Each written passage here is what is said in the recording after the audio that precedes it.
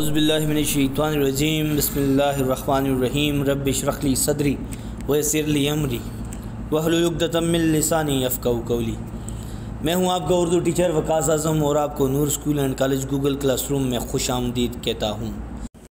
عزیز طلبہ، اردو میں خط لکھنے کا طریقہ سیکھنے سے پہلے آپ کو خطوط نویسی کے متعلق جاننا ضروری ہے۔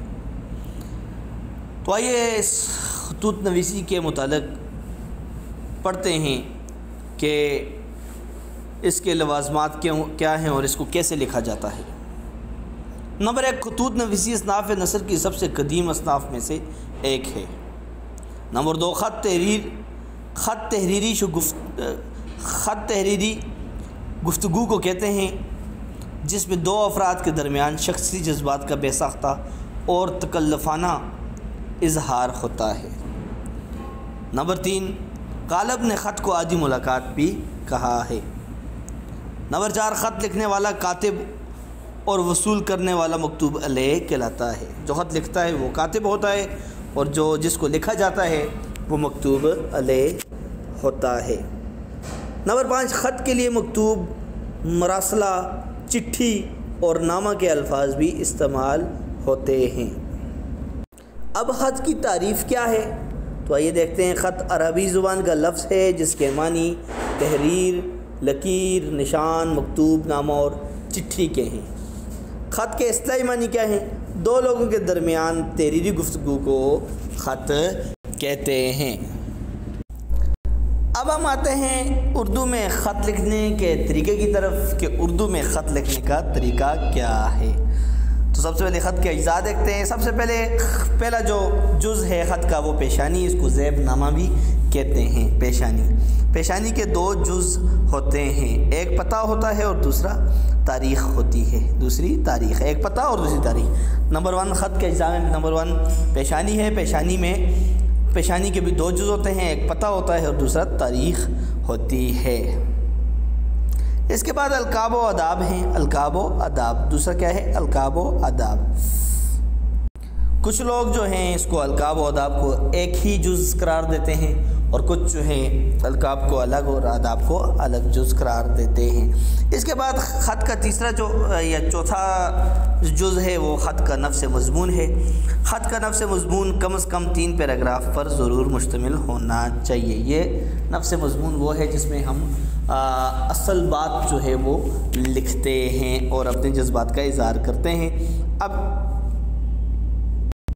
دیکھتے ہیں کہ اس میں کیا کیا ہوتا ہے۔ تو خط نمبر 1، آغاز تمہیدی پیراگراف سے ہوتا ہے، درمیان میں اصل مدعا یا نفس مضمون لکھنا ہوتا ہے اور پھر اختتامی کلمات کہنے ہوتے ہیں۔ تو یہ نفس مضمون میں 3 چیزیں آتی ہیں۔ نمبر 1، تمہیدی پیراگراف سے آغاز ہوتا ہے، درمیان میں اصل مدعا، اصل مقصد یا نفس مضمون لکھنا ہوتا ہے اور آخر میں اختتامی کلمات لکھنے ہوتے ہیں۔ پھر اس کے بعد خاتمہ ہوتا ہے، 5واں یا چوتھا۔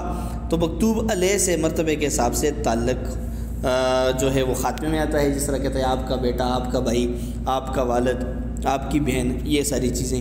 تو یہ مکتوب علیہ سے مرتبے کے حساب سے یا تعلق کو ظاہر کرنا ہوتا ہے۔ پھر مکتوب نویس کا نام ہوتا ہے، مکتوب نویس کا نام ہوتا ہے اور نیچے پھر اس کا پتہ بھی ہوتا ہے۔ تو یہ 4 یا 5 ارکان خط کے ہوتے ہیں۔ یہ تو تھا خط لکھنے کا طریقہ۔ اب خطوط کی اقسام دیکھتے ہیں کہ کتنی قسم کے خط لکھے جاتے ہیں۔ تو سب سے پہلے شخصی خطوط ہوتے ہیں۔ شخصی خطوط کا مکتوب علیہ والد محترم، بھائی، استاد، دوست اور رشتہ ہوتا ہے۔ تو ان کو ہم کیا کہیں گے؟ شخصی خطوط کہیں گے۔ کچھ ہوتے ہیں عمومی خطوط۔ عمومی خطوط کا مکتوب علیہ اخبار کا مدیر ہوتا ہے، یعنی کہ اخبار کے مدیر کے نام جو خط لکھے جاتے ہیں ان کو ہم عمومی خطوط کہتے ہیں۔ پھر رسمی خطوط ہوتے ہیں۔ رسمی خطوط کون سے ہوتے ہیں؟ علمی و ادبی تقریبات، سیاسی اور ثقافتی تقریبات اور شادی و بیاہ کی رسومات کے دعوت نامے رسمی خطوط کہلاتے ہیں۔ پھر اس کے بعد کاروباری خطوط ہوتے ہیں۔ کاروباری معاملات کے لیے لکھے جانے والے خطوط کاروباری خطوط کہلاتے ہیں۔ پھر سرکاری خطوط ہیں جی۔ سرکاری خطوط کون سے ہوتے ہیں؟ سرکاری خطوط سرکاری دفتروں کے درمیان ہونے والی خط و کتابت سرکاری زمرے میں آتی ہے۔ تو یہ خطوط کی اقسام ہیں۔ شخصی ہیں، عمومی خطوط ہیں، رسمی خطوط ہیں، کاروباری اور سرکاری خطوط ہیں۔ نمونے کے طور پر یہ ایک تصویر خط کی میں نے آپ کے سامنے پیش کی ہے، ذرا اس کو غور سے دیکھ لیں۔ جو ابھی میں نے پیچھے پڑھا ہے وہ تمام چیزیں اس خط میں موجود ہیں۔ تو سب سے پہلے دیکھیں، پیشانی ہے، پیشانی میں پتہ اور تاریخ تھی، آپ دیکھ سکتے ہیں۔ اگر آپ عام روزمرہ کی زندگی میں کسی کو خط لکھیں گے تو اپنا پتہ لکھیں گے، اور اگر آپ امتحان میں پیپر میں لکھیں گے تو یہاں پہ آپ امتحانی حال لکھیں گے یا امتحانی مرکز لکھیں گے، اور نیچے تاریخ لکھیں گے۔ پھر اس کے بعد القاب کیا ہے؟ پیارے ابا جان، پیارے دوست، تو یہ القاب ہے۔ میں نے آپ کو پہلے کہا تھا اگر دونوں ملا کے لکھیں تو پھر بھی ٹھیک ہے، اور الگ الگ لکھیں تو پھر بھی ٹھیک ہے۔ پھر اس کے بعد آداب ہو جاتا ہے، آداب میں السلام علیکم۔ پھر اس کے بعد نفس مضمون شروع ہو جاتا ہے آپ کا، جو اس میں ہوتا ہے آپ کا گرامی نامہ ملا، خدا کا شکر ہے کہ آپ خیریت و عافیت سے ہیں، میں اپنی تعلیمی مصروفیات کی وجہ سے آپ کو وقت پر، اور یہ کیا ہے؟ یہ آداب ہے۔ پھر اس کے بعد نفس مضمون آ جاتا ہے، امید ہے کہ آپ نے میری سستی کو معاف کر دیا ہوگا۔ تو یہ نیچے نفس مضمون ہے، اصل بات ہے، یہ چوتھا اس کا رکن ہے۔ پھر اس کے بعد اختتامیہ، اختتامیہ میں آپ نے سلام لکھنا ہے، اور پھر وہی جس طرح آپ کا تعلق کیا ہے اس سے آپ نے اپنا تعلق ظاہر کرنا ہے مرتبے کے لحاظ سے، اور پھر اس کے بعد الف بی جیم آخر میں لکھ کے تو خط کیا ہو جائے گا؟ ختم ہو جائے گا۔ تو عزیز طلبہ، میں نے ایک خط کا نقشہ، ایک ڈھانچہ آپ کے سامنے پیش کیا۔ اب آپ کی کتاب میں آتے ہیں مکتوب نگاری کہ مکتوب نگاری کیا چیز ہے، پہلے میں نے آپ کو سرسری سے بتا دیا ہے۔ اب آپ اس کو پڑھتے ہیں۔ ہم روزانہ اپنے دوستوں، احباب، رشتہ داروں، سرکاری اور غیر سرکاری افسران وغیرہ سے حسب خواہش کے مطابق حسب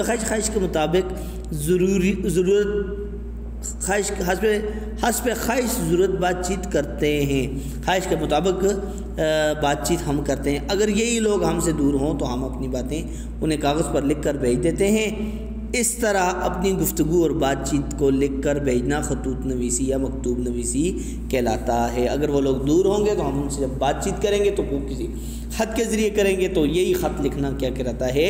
مکتوب نویسی یا خطوط نویسی کہلاتا ہے۔ خط کو نصف ملاقات بھی کہتے ہیں، خط کو آدھی ملاقات بھی کہا جاتا ہے، کیونکہ وہ باتیں جو ہم آمنے سامنے نہیں کر سکتے وہ خط کے ذریعے کی جا سکتی ہیں۔ آمنے سامنے بالمشافہ ہو کے ہم جو باتیں نہیں کر سکتے، ہم خط کے ذریعے وہ باتیں کر سکتے ہیں۔ اس لحاظ سے خط کی اہمیت دو چند ہو جاتی ہے، دگنی ہو جاتی ہے، زیادہ ہو جاتی ہے۔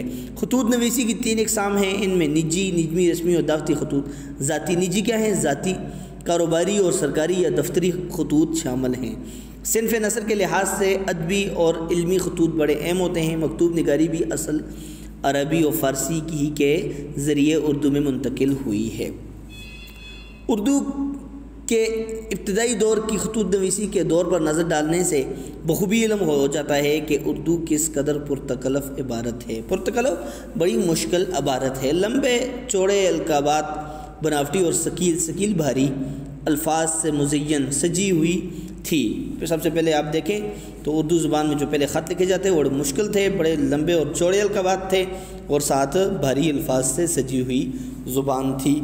بھاری الفاظ یعنی کہ بہت مشکل الفاظ خطوط میں لکھے جاتے تھے۔ جس طرح میں آپ کو کہوں کہ خاکسار کے دل متحرک دماغ و منتشر میں یہ خدشہ و اندیشہ مقید مبتلا و تجسس ہے، اس طرح کے الفاظ پہلے خطوط میں لکھے جاتے تھے۔ مگر سب سے پہلے مرزا غالب نے فرسودہ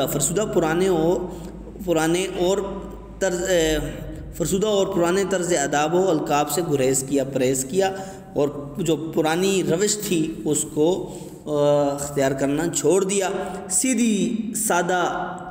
سیدھی سادی زبان میں مکتوب علیہ کو خطاب کیا، یعنی کہ جس کو مکتوب علیہ جس کو خط لکھا جاتا ہے اس سے خطاب کیا، اس سے خط کے ذریعے بات کی، سیدھی سادی بلکہ آسان زبان میں۔ غالب نے نئی وضع اختیار کرتے ہوئے مراسلے کو مکالمہ بنا دیا۔ نیا انداز اختیار کر کے مراسلے کو یعنی کہ خط کو کیا کر دیا؟ مکالمہ بنا دیا۔ اور مکالمہ کیا ہے؟ دو لوگوں کی ایک دوسرے کے ساتھ بات چیت کو مکالمہ کہتے ہیں۔ غالب کی طبیعت اتنی شگفتہ، اتنی کھلی ہوئی اور ہمہ جہت تھی اور ایک مکمل تھی کہ ان کی تحریر فنی اور لسانی اعتبار سے بلند درجہ اختیار کرتے ہوئے ادب عالیہ کا حصہ بن گئیں۔ غالب چونکہ ایک بہت شگفتہ، کھلا ہوا ایک مکمل شخص تھا، اس لیے ان کی تحریریں جو ہیں وہ فن کے اعتبار سے بھی اور زبان کے اعتبار سے بھی اردو ادب میں اعلیٰ مقام حاصل کر گئی۔ غالب کے بعد سر سید محسن الملک، حاجی ابوالکلام آزاد، مولانا شبلی نعمانی، اکبر الہ آبادی، علامہ اقبال، پطرس بخاری، رشید احمد صدیقی اور مولوی عبدالحق کے خطوط بھی ادبی دنیا میں اہمیت کے حامل ہیں۔ صرف غالب ہی نہیں بلکہ ان کے بعد سر سید احمد خان بھی ہیں، محسن الملک بھی ہیں، ابوالکلام آزاد بھی ہیں، علامہ اقبال بھی ہیں، مولانا شبلی نعمانی بھی ہیں، اکبر الہ آبادی بھی ہیں، مولوی عبدالحق بھی ہیں، رشید احمد صدیقی بھی ہیں۔ یہ سارے لوگ ایسے ہیں، پطرس بخاری بھی ہیں، یہ سارے لوگ ایسے ہیں جو جن کے خط ادبی دنیا میں بہت اہمیت کے حامل ہیں۔ اقبال کے خطوط بھی ان کی شاعری کی طرح بہت اہم ہیں۔ اقبال کے خطوط میں اس عہد کے سیاسی و سماجی حالات کے ساتھ ساتھ ادبی مشاغل کی تفصیل بھی ملتی ہے۔ جو اقبال کے خطوط ہیں وہ کیا ہیں؟ وہ بھی ان کی شاعری کی طرح بہت زیادہ اہم ہیں، کیونکہ اس عہد کے حالات ہمیں ان کی شاعری ان کے خطوط میں ملتے ہیں، اور ادبی مشاغل جو تھے وہ بھی ان کی شاعری میں ان کے خطوط میں نظر آتے ہیں۔ خطوط اقبال کے کئی مجموعے منظر عام پر آ چکے ہیں، جن میں شاد اقبال، مکاتیب اقبال، خطوط اقبال اور انوار اقبال اہم مجموعے ہیں۔ تو یہ کیا تھی؟ یہ مکتوب نگاری تھی، اور کون کون سے لوگ تھے جو خط لکھ کر شہرت عام اور بقائے دوام حاصل کر چکے ہیں۔ تو عزیز طلبہ، اب ہم آتے ہیں غالب کے خط کی طرف، جو انہوں نے اپنے دوست اور اپنے شاگرد مرزا حاتم علی بیگ مہر کے نام لکھا ہے۔ تو آئیے دیکھتے ہیں کہ غالب نے اس خط میں کیا کہا ہے۔ مرزا صاحب، میں نے وہ انداز تحریر ایجاد کیا ہے کہ مراسلہ کو مکالمہ بنا دیا ہے۔ تو کیا کہتے ہیں جی حاتم علی بیگ کو کہ میں نے لکھنے کا ایک ایسا انداز ایجاد کیا ہے کہ میں نے خط کو دو لوگوں کے درمیان بات چیت کا سلسلہ بنا دیا ہے، کہ خط نہیں رہا بلکہ میرے خطوط سے ایسا لگتا ہے جیسے دو آدمی آپس میں باتیں کر رہے ہیں۔ مکالمہ کہتے ہیں بات چیت کو، دو لوگوں کے درمیان بات چیت کو۔ ہزار کوس سے بازبان قلم باتیں کیا کرو اور ہجر میں وصال کے مزے لیا کرو۔ ہزار کوس، ایک کوس جو ہوتا ہے وہ کوئی 1.5 میل کے برابر ہوتا ہے، تو مطلب کہنا وہ یہ چاہتا ہے کہ ہزاروں میلوں سے میں نے قلم کی زبان سے، بازبان قلم کی زبان سے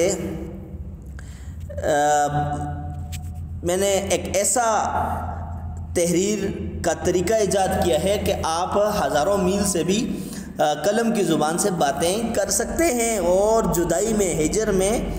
جدائی میں ملاقات کے مزے لے سکتے ہیں۔ اور میں یہی کہہ رہا ہوں کہ میں نے ایک ایسا طریقہ ایجاد کیا ہے تحریر کا کہ میں نے خط کو کیا بنا دیا ہے، مکالمہ بنا دیا ہے، اور ہزاروں میل سے قلم کی تحریر سے، قلم کی زبان سے باتیں کیا کرو، اور ہجر میں، جدائی میں ملاقات کے مزے لیا کرو۔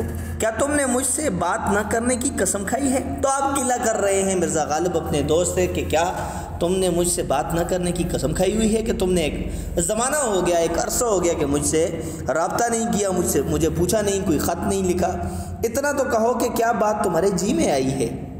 تو آپ دیکھیں کہ یہ ایک مکفہ عبارت ہے کہ مکالمہ کو، مراسلے کو مکالمہ بنا دیا ہے۔ ہزار کوس سے قلم، بزبان قلم باتیں کیا کرو، ہجر میں وصال کے مزے لیا کرو۔ کیا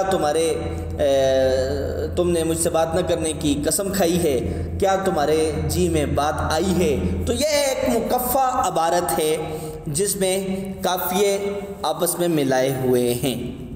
تو کہتا ہے کہ تمہارے دل میں کیا بات آئی ہے کہ تم نے ایک عرصہ ہو گیا مجھے کوئی خط لکھا نہیں ہے۔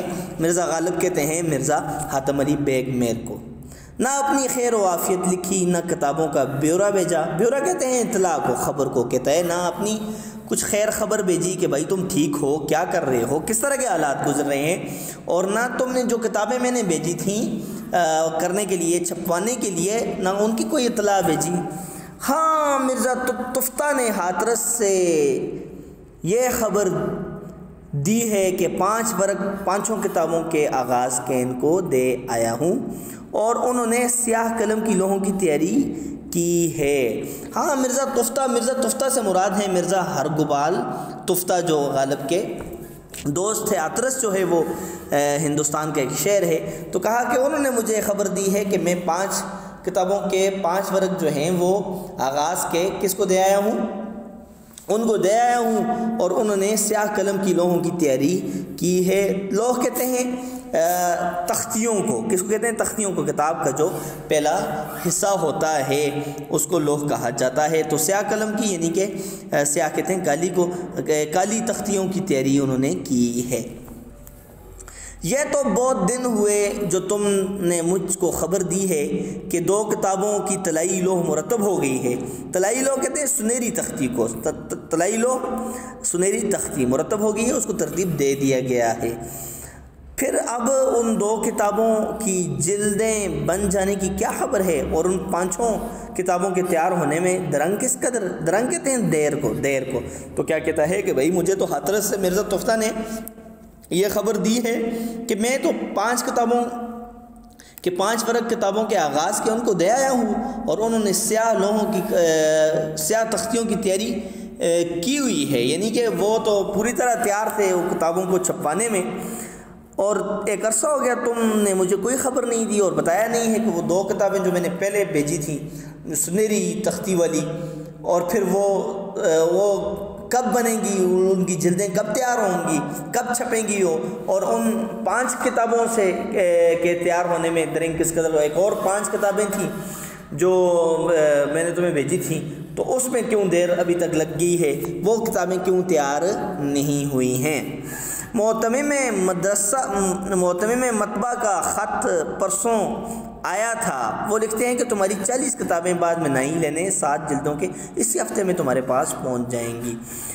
معتمم مطبع کہتے ہیں پبلشر کو، پرنٹنگ کرنے والے کو، کتابیں چھاپنے والے کو کہتے ہیں۔ تو کہتے ہیں اس کا خط مجھے پرسوں آیا تھا، اس نے مجھے کہا کہ بھائی تمہاری 40 کتابیں جو ہیں بعد میں نہیں لینے کے، کمی کرنے کے 7 جلدوں کے اسی ہفتے تمہارے پاس پہنچ جائیں گی، یعنی کہ 33 کتابیں تو اور ہیں اور 7 یہ کل ملا کے 40 ہوتی ہیں، منائی لینے کے یہ 40 کتابیں میں تمہیں اسی ہفتے پہنچا دوں گا۔ اب حضرت ارشاد کریں کہ 7 جلدیں کب آئیں گی؟ اب آپ مجھے کچھ بتائیں۔ مرزا حاتم علی بیگ کو کہہ رہے ہیں کہ یہ جو 7 جلدیں ہیں 2 بڑے خاص الخاص لوگوں کو دینی ہیں، اور 5 جو ہیں وہ بھی بڑی خاص ہیں، ہر خاص و عام کو میں نے اپنی کتابیں دینی ہیں، تو یہ کتابیں مجھے کب ملیں گی؟ اب تم مجھے کچھ بتاؤ۔ ہر چند اس قدر کاریگروں کے دیر لگانے سے تم بھی مجبور ہو، مگر کچھ ایسا لکھو کہ آنکھوں کی نگرانی اور دل کی پریشانی دور ہو۔ کہنے لگے پھر اس قدر کاریگروں کی دیر لگانے سے تم بھی مجبور ہو، تم بھی کیا کر سکتے ہو، لیکن کچھ ایسا مجھے لکھ کے بھیجو کہ میں یہ جو انتظار کر رہا ہوں، آنکھوں کی نگرانی کہتے ہیں انتظار کرنے کو، اور یہ انتظار ختم ہو جائے اور میں جو پریشان ہوں ان کتابوں کے حوالے سے وہ پریشانی بھی میری کیا ہو جائے، دور ہو جائے۔ خدا کرے ان 33 جلدوں کے ساتھ یا 2-3 روز کے آگے پیچھے یہ 7 جلدیں آپ کی عنایتی بھی آئیں تاکہ خاص و عام کو جا بجا بھیجی جائیں۔ تو پھر آخر میں غالب کہتے ہیں کہ بھائی اللہ کرے کہ بھائی وہ 33 جلدیں بھی جلدی واپس بھیج دو تم، اور ان کے ساتھ ہی 2-3 دن میں یہ اس سے آگے پیچھے وہ 7 کتابیں جو 5 میں نے کسی کو دینی ہیں اور 2 کسی اور کو دینی ہے آپ کی عنایتی، وہ بھی جلدی سے آ جائیں میرے پاس تاکہ میں ہر خاص و عام کو وہ کتابیں بھیج سکوں، یعنی کہ وہ 7 کتابیں تو خاص لوگوں کو دینی ہیں اور عام کتابیں جو 33 کتابیں ہیں ان کو بھی انہوں نے دینا ہے آگے۔ تو اس حوالے سے وہ بات کر رہے ہیں۔ پھر کہتے ہیں کہ میرا کلام میرے پاس کبھی کچھ نہ رہا۔ لگتا ہے ایسا ہے کہ حاتم علی بیگ نے کبھی ان کے کلام کی بات ان سے کی ہے کہ بھئی اپنی کوئی شاعری ہمیں بھیجیں یا اس طرح کی بات کی ہے، تو انہوں نے غالب نے کہا کہ میرا کلام میرے پاس کبھی کچھ نہ رہا، کہ میرا جو کلام تھا، میں جو شاعری لکھتا تھا میرے پاس تو کبھی رہی نہیں ہے۔ نواب ضیاء الدین خان اور نواب حسین مرزا جمع کر لیتے تھے، جو میں نے کہا انہوں نے لکھ لیا۔ ہاں 2 لوگ تھے جو میرے کلام کو جمع کرتے تھے، ایک تو تھا جی نواب ضیاء الدین خان، اور دوسرا ہے کون ہے؟ دوسرا ہے نواب حسین مرزا۔ یہ دونوں میرے کلام کو جمع کر لیتے تھے، اور جو میں لکھ لیتا تھا، جو میں کہتا تھا وہ اپنے پاس لکھ لیتے تھے۔ ان دونوں کے گھر لٹ گئے، ہزاروں روپے کے کتب خانے برباد ہو گئے۔ اب میں اپنے کلام کو دیکھنے کو ترستا ہوں۔ تو وہ دو جو ہیں ان کے گھر بار بھی لوٹ لیے۔ 1857 کی جنگ آزادی کے بعد کی بات ہے، تو انگریزوں نے پورے ہندوستان پہ حملہ کر لیا اور اینٹ سے اینٹ بجا دی، تو اس میں ان دو لوگوں کے گھر بھی لٹ گئے ہیں، تباہ و برباد ہو چکے ہیں۔ اب وہ کہتا ہے کہ میں اپنے کلام کو کیا کرتا ہوں، دیکھنے کے لیے بھی ترستا ہوں۔ ہزاروں روپے کے کتب خانے، لائبریریاں انہوں نے جلا دی ہیں۔ کئی دن ہوئے ایک فقیر کہ وہ خوش آواز بھی ہے اور زمزمہ پرداز بھی۔ زمزمہ پرداز کہتے ہیں گیت گانے کو کہتے ہیں کہ بہت سارے دن ہو گئے ہیں، ایک فقیر جو بڑا خوبصورت آواز کا مالک ہے اور نغمے بھی گاتا ہے، ایک غزل میری کہیں سے لکھوا لایا، اس نے وہ کاغذ جو مجھ کو دکھایا، یقین سمجھنا کہ مجھ کو رونا آ گیا۔ تو اس نے کسی سے میری غزل لکھوا کے لایا ہے وہ، اور جب اس نے مجھے دکھائی، وہ کاغذ مجھے دکھایا، میری غزل مجھے دکھائی، تو مجھے رونا آ گیا۔ غزل تم کو بیچتا ہوں اور صلہ میں اس خط کا جواب چاہتا ہوں، لیکن وہ غزل میں تمہیں اب اسی خط میں بھیج رہا ہوں، اور اس کا صلہ میں صرف اتنی ہی کہوں گا کہ تم مجھے خط کا جواب ضرور دینا۔ تو میرا کلام جو ہے وہ میرے پاس ابھی تک نہیں رہا۔ تو یہ غالب کا کیا تھا؟ غالب کا خط تھا جو اس نے مرزا حاتم علی بیگ مہر کے بارے میں لکھا تھا۔ عزیز طلبہ، آج کے لیکچر کے ہم اہم نکات دیکھتے ہیں۔ سب سے پہلے خط نویسی کے متعلق معلومات۔ تو خط نویسی کے تعلق میں شروع میں نے آپ کو بتایا کہ غالب نے خط کو عادی ملاقات کہا ہے، اور خط جو ہے وہ صنف ادب کی سب سے پرانی، اصناف نثر کی سب سے پرانی صنف ہے۔ اس کے بعد خط کی تعریف کی میں، خط جو ہے وہ عربی میں تحریر، لکیر، نشان یا مکتوب نامہ اور چٹھی کو کہتے ہیں، اور اصطلاح میں دو لوگوں کے درمیان تحریری گفتگو کو خط کہتے ہیں۔ پھر اس کے بعد اردو میں خط لکھنے کا طریقہ ہے۔ اردو میں خط لکھنے کے طریقہ جو ہے، اردو میں خط لکھنے کا وہ کیا ہے جی؟ وہ یہ ہے کہ خط کے 5 اجزاء ہیں۔ نمبر 1 پیشانی ہے، پیشانی کے بھی 2 اجزاء ہیں، مطلب پتہ اور تاریخ۔ پھر القاب و آداب ہیں، القاب و آداب کے بعد خط کا نفس مضمون ہے، پھر خاتمہ ہے۔ تو یہ کیا ہیں؟ یہ خط کے لکھنے کا اردو میں طریقہ ہے۔ پھر اس کے بعد ہم نے پڑھا کہ خطوط کی اقسام کتنی ہے۔ خطوط کی بہت ساری اقسام ہیں، جن میں شخصی خطوط ہیں، عمومی خطوط ہیں، رسمی خطوط ہیں، کاروباری خطوط ہیں اور سرکاری خطوط ہیں۔ پھر اس کے بعد ہم نے مکتوب نگاری کے حوالے سے بات کی۔ تو پھر مرزا غالب کا پرانے طرز آداب و القاب سے گریز کرنا، کیونکہ اس سے پہلے ایسا ہوتا تھا کہ عربی اور فارسی میں لمبے لمبے چوڑے القاب و آداب لکھے جاتے تھے، جس سے مرزا غالب نے کیا کیا جی؟ گریز کیا، پرہیز کیا اور خط کو ایک آسان چیز بنا دیا۔ پھر اس کے بعد غالب کے بعد دوسرے لوگوں کے خطوط کا ادبی دنیا میں مقام آپ دیکھیں تو غالب کے بعد سر سید موزن الملک، ابوالکلام آزاد، شبلی نعمانی، علامہ اقبال اور بہت سارے لوگوں کے خطوط جو ہیں وہ ادبی دنیا میں شامل ہو گئے۔ اور اس کے بعد ہم علامہ اقبال کی بات کریں تو علامہ اقبال کے خطوط کو ادب کے اندر ایک بہت بڑا مقام حاصل ہے، کیونکہ ان کے خطوط میں ہمیں اس وقت کا سماجی و معاشرتی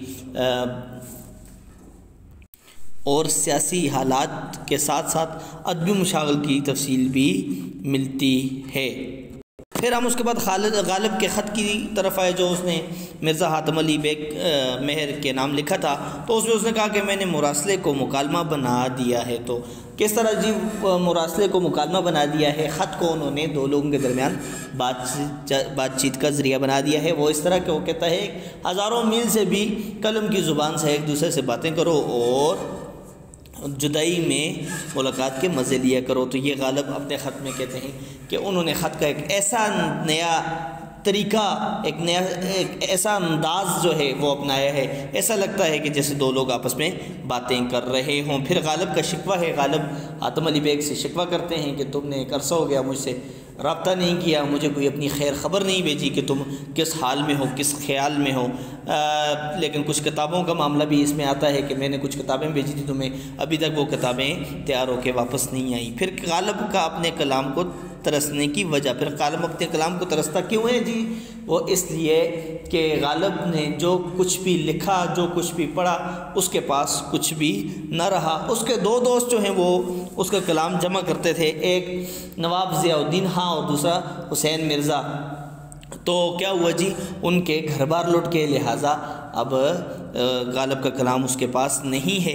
پھر کتب خانوں کی بربادی کی بات کی کہ کتب خانے جو ہے وہ برباد ہو چکے ہیں، چونکہ 1857 کی جنگ آزادی کے بعد حکومت انگریز کی طرف چلی گئی تو اس نے ہر طرف افراتفری پھیلا دی اور مسلمانوں کو تباہ و برباد کر دیا، جس وجہ سے کتب خانے بھی تباہ و برباد ہو گئے۔ اور وہ کہتا ہے غالب کے ایک فقیر جو ہے، کچھ دن پہلے میری ایک خوش آواز فقیر ہے، بڑا خوبصورت نغمے گاتا ہے، اس نے میری ایک غزل پڑھی جو میرے پاس ہے، میں تمہیں بھیجوں گا اور اس کا صلہ یہ چاہوں گا کہ تم مجھے اس خط کا جواب ضرور دو۔ عزیز طلبہ، یہ تو تھے ہمارے آج کے یہ تھا ہمارا آج کا لیکچر۔